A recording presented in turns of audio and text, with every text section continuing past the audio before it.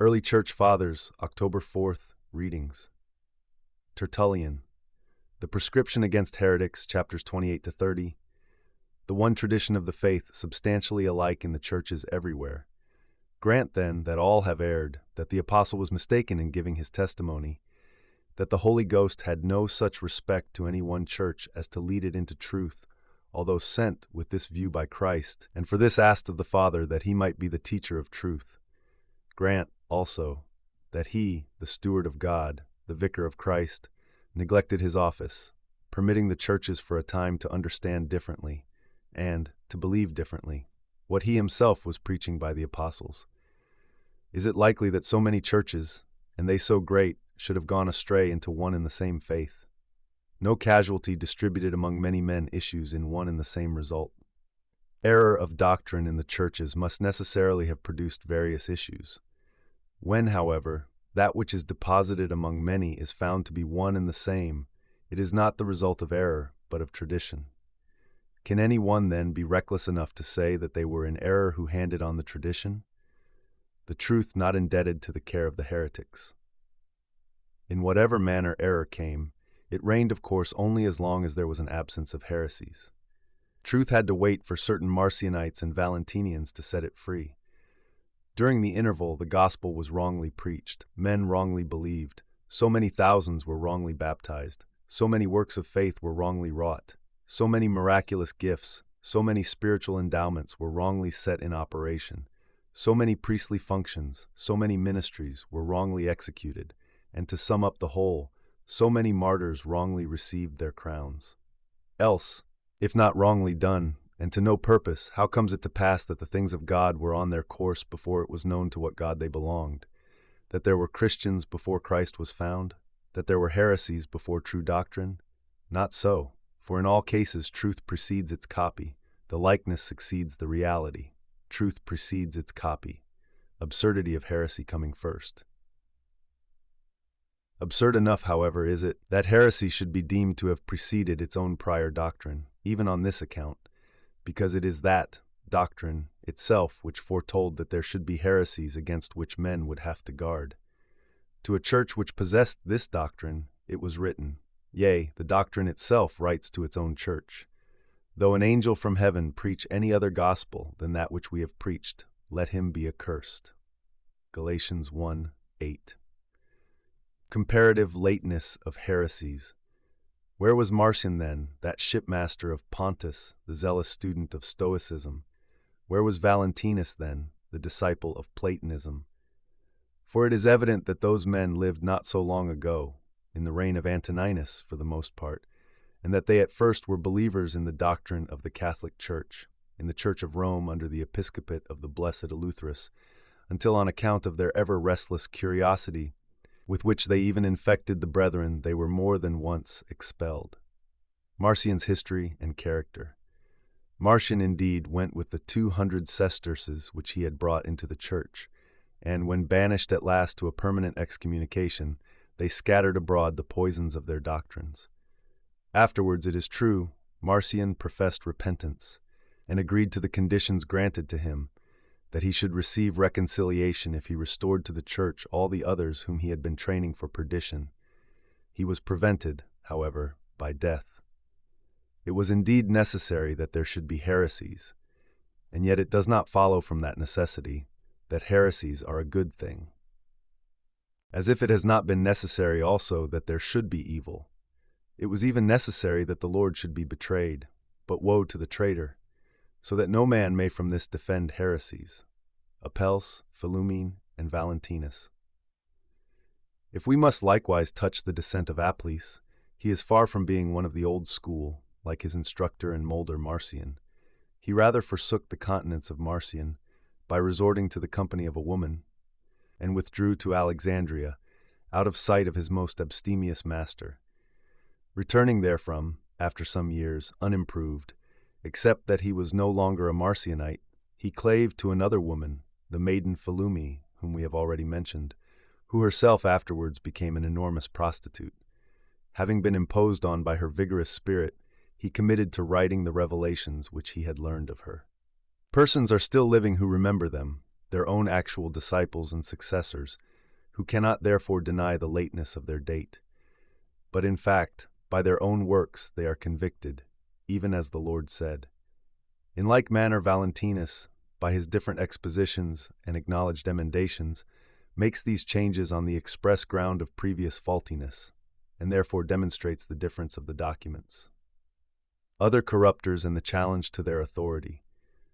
These corrupters of the truth we mention as being more notorious and more public than others.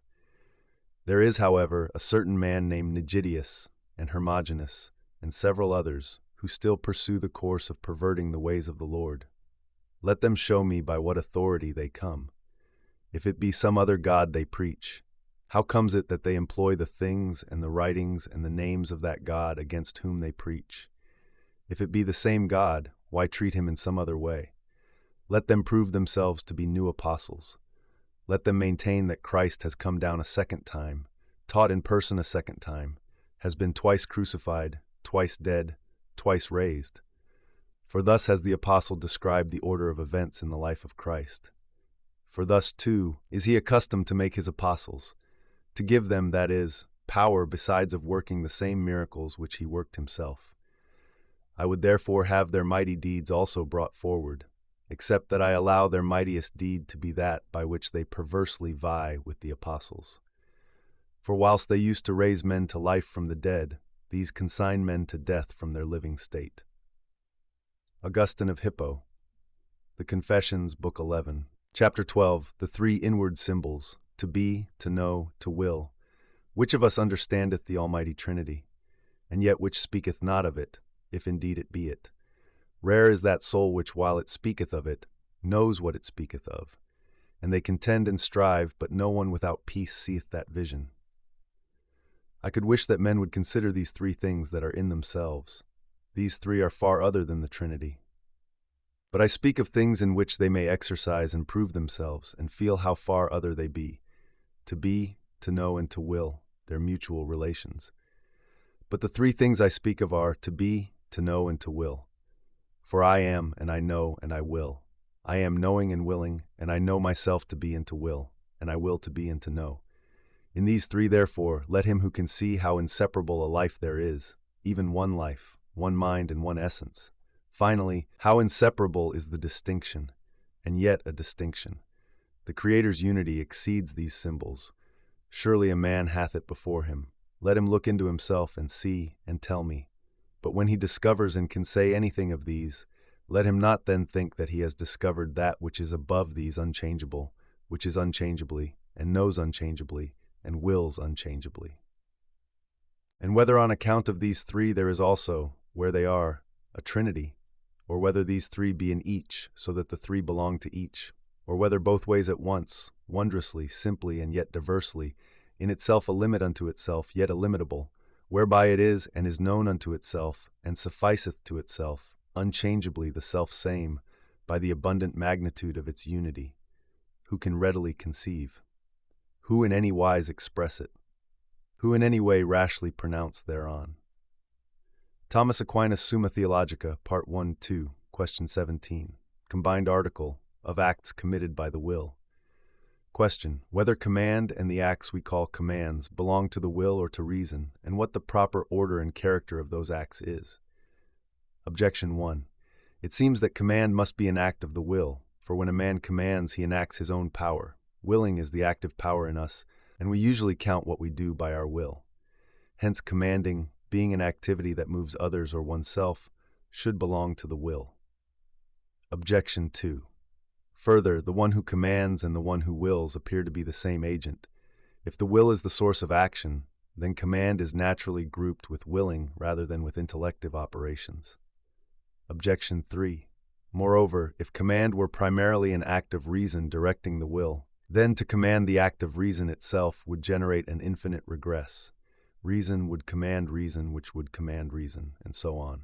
But we do command acts without such regress, so command must be something simpler and more immediately willed. Objection 4. Finally, the outward form of a command, the imperative or the ordering speech, looks like a volitional push and urging. We speak and act in commanding as if the will itself pushes to do. Therefore, command should be reckoned among the will's acts. Responsio, I answer that command is properly an act of practical reason, insofar as it is the act by which one judges what ought to be done and gives direction toward that good. Yet the will is inseparably involved, for the command aims to move the will to consent and execute. In short, the form of directing belongs to reason, the power to do belongs to the will. Reason sees and judges the good to be done. Reason issues a norm or directive. The will is the faculty that accepts or resists that directive and effects the action. This does not imply pure separation or a uselessness of the will. Rather, the human act called command unites both.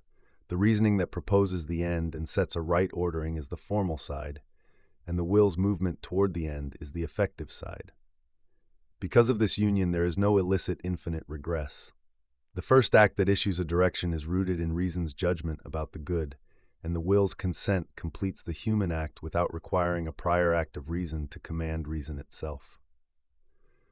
Quick Summa command is primarily an act of practical reason, reason directing the will, though it necessarily involves the will's consenting and execution. Illustrative story. William found himself facing a small household crisis. The heater was failing on a cold evening, and his elderly neighbor needed help. First came a stir, a felt sense that something should be done. Then William's practical reason quietly worked. Which action best orders my time toward the good now? Which choice serves charity and prudence? Reason set the end, the neighbor's welfare, and proposed steps. Check the heater, bring blankets, call for help. That proposal was the command in the strict sense, a rational ordering toward the good.